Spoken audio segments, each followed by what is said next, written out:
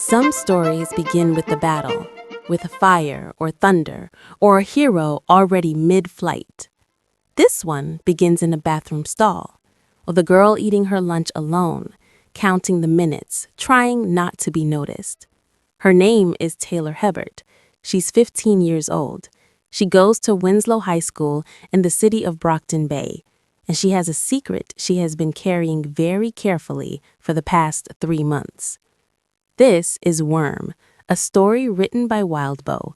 What you are about to hear is a narrated adaptation produced with full respect for the original work. Welcome to the beginning. Class ended in 5 minutes, and all Taylor could think was that an hour was too long for lunch. Mr. Gladley was animated, excited. For once, the class was actually listening. He was the kind of teacher who preferred to be called Mr. G. He ended class a few minutes early. He handed out group work so students could hang out with friends. He ran mock trials he called fun. Taylor had been waiting for this unit all semester. Capes, the world changing around them. Now that it had arrived, she couldn't absorb a word. Her pen moved between her hands. Her eyes moved between the clock and the teacher and back to the clock. 20 minutes to 12. 5 minutes left. She glanced over her shoulder. Madison Clements sat 2 rows to the left and 2 seats back. The moment their eyes met, Madison smirked. Taylor lowered her gaze to her notebook and let the sour feeling in her stomach sit there, untouched. Mr. Gladley wrapped up with a weekend assignment. Make a list of how capes had impacted the world. Groups of 4 on Monday. The winning group got vending machine treats. The room erupted. Binders snapped shut. Chairs screeched across tile. Voices poured in from every direction as the social students crowded around Mr. Gladley. Taylor put her books away in silence. Her notes were almost nothing, just doodles and a countdown she had kept in the margins, minute by minute, like a timer on a bomb. The bell rang. She was the first one out the door. She didn't run, but she moved quickly up the stairwell to the 3rd floor and pushed through the door to the girls' washroom. A half-dozen girls were already inside. She waited near the wall, watching the entrance, her heart dropping a little each time someone new walked in. A stall opened up. She stepped inside and locked the door. She leaned against the wall and let out a long, slow breath. Not a sigh of relief. Relief meant feeling better. She wouldn't feel better until she was home. This was something smaller, less uneasy, that was all. 5 minutes passed. The sounds faded. A peek beneath the partition confirmed the other stalls were empty.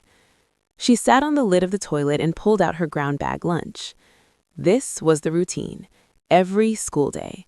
Eat her lunch in here, then homework, then read until the hour was over. She had a biography in her bag called Triumvirate, about the 3 leading members of the Protectorate. She wasn't enjoying it. Biographies weren't her thing, and she suspected half of it was fabricated anyway. She didn't get far into her Peter rap.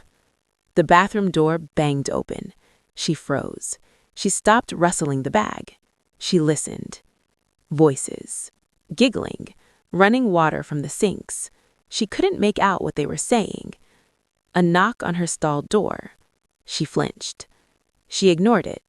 The knock came again. "Occupied," she called out hesitantly. A beat of silence. "Oh my God, it's Taylor!" A whisper, a laugh. Then the same voice said, "Yeah, do it." Taylor stood up fast. The brown bag hit the ground-tiled floor. She shoved the lock open and pushed against the door. It didn't move. Something moved above her. She looked up, and the juice hit her full in the face. Her eyes burned. Her glasses blurred. She tasted cranberry as it ran down to her lips. She yanked her glasses off just in time to see Madison and Sophia leaning over the top of the stall, plastic bottles tilted and ready. She bent over with her hands over her head. The bottles emptied. It ran cold down the back of her neck. It soaked through her clothes. It fizzed through her hair. She pushed against the door again. The girl on the other side held firm. If Madison and Sophia were above, then the one bracing the door was Emma Barnes, the leader. She slammed her full weight against the door. Her shoes slipped on the juice-slicked floor. She went down to her knees in the puddle. Empty plastic bottles fell around her. Grape, cranberry, a bottle of orange soda bounced off her shoulder and rolled under the partition. The smell was sickly sweet and everywhere. The door swung open.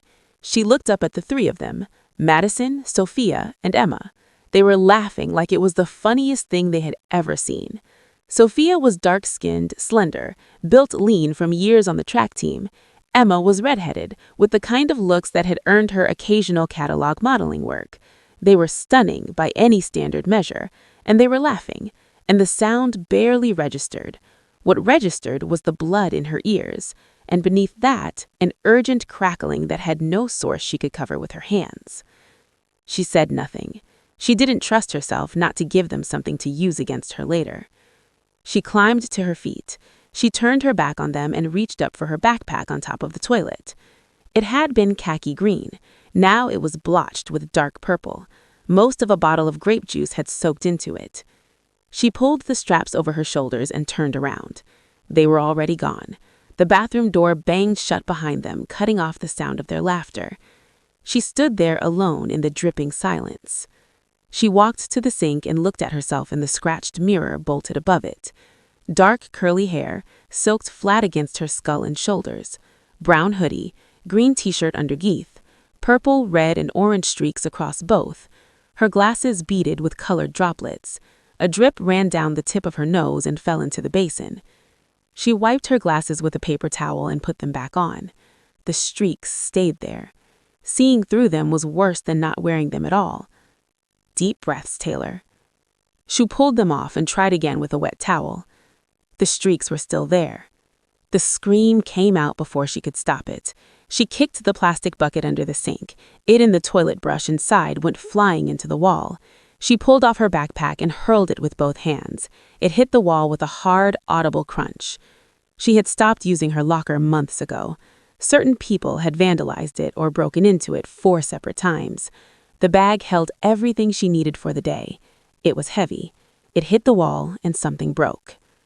"What the fuck?" Her voice came back to her off the tiles. There were tears at the corners of her eyes. "What am I supposed to do?" She wanted to hit the mirror. She stopped herself. It felt too small, like it would make her feel less insignificant, not less. 1.5 years. Since the very first day of high school, it had been like this. The bathroom was the closest thing she had found to a safe space. Lonely, undignified, but invisible to them, off the radar. Now that it had arrived, she couldn't absorb a word. The crackling at the edge of her awareness was getting worse. Her hands were shaking. She bent over the sink, gripped the cold porcelain edge, and breathed out slow and long. She let the walls come down. For 3 months, she had held back. Right now, she didn't care anymore. She closed her eyes. The buzzing crystallized into something precise. As numerous as stars, tiny knots of data filled the space around her. Each one a living thing, each one distinct. They had been drifting toward her since the moment the juice first hit her face, drawn by something beneath her conscious mind, her frustration, her anger, her hatred for those 3 girls. The swarm responded to all of it the way her hands responded to her will. She could move them without thinking, like raising a finger. She opened her eyes. They were everywhere.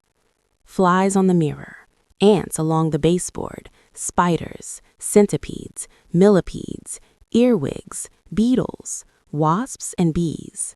Streaming in through the open window, through the gap where the drain met the wall, through the broken ceiling tile in the corner. They gathered around her and spread across every surface. Primitive, patient, waiting. Her practice sessions had taught her the range of it. She could direct a single ant to move an antenna. She could command the entire swarm to move information. She could pull one species from the mass and send them independently. They were an army, and they were hers. It would be so easy. The thought settled in her mind like something heavy. She could give the trio exactly what they deserved: the vicious emails, the trash upended over her desk, the flute they had stolen from her locker, her mother's flute. And it wasn't just those three. Others had joined in over the months, skipping her name when passing out handouts, adding their voices to the taunts, angling for the attention and approval of three of the prettier girls in their grade. She knew she would get caught. There were 3 superhero teams in the city and any number of solo heroes. That almost didn't register. What registered was her father. His face, watching it on the news, his disappointment, his shame. That was more daunting, but it still didn't outweigh the anger. Except that she was better than that. She exhaled. The word formed in her mind, not even a word exactly, more like the shape of an idea, aimed outward. Disperse. They began to leave, threading back through the cracks in the tile, through the window, through every gap they had come from. She stood with her back to the bathroom door until the last of them were gone, until the room was just a bathroom again. She picked up her backpack. She walked out. She moved through the hallway without looking at anyone. Stares followed her. A few people laughed. She ignored them, pushed through the front doors, and caught the first bus heading in the direction of home. The early spring air cut straight through her soaked clothes. She shivered the whole ride. But she had a goal. That was what she came back to on days like this. What got her out of bed when everything in her wanted to stay under the covers. A dream that was crazy enough to make the rest of it tolerable. Something to work toward. Something waiting on the other side of all of this. She was going to be a superhero. It made it possible to keep going, to keep from thinking too long about the fact that Emma Barnes, the girl who had organized all of this, who had turned the last year and a half of Taylor's life into something she had to survive, had once been her best friend. She stared out the bus window as the school shrank behind her. What she would become and what it would cost her to get there, that was a story she had barely begun to tell.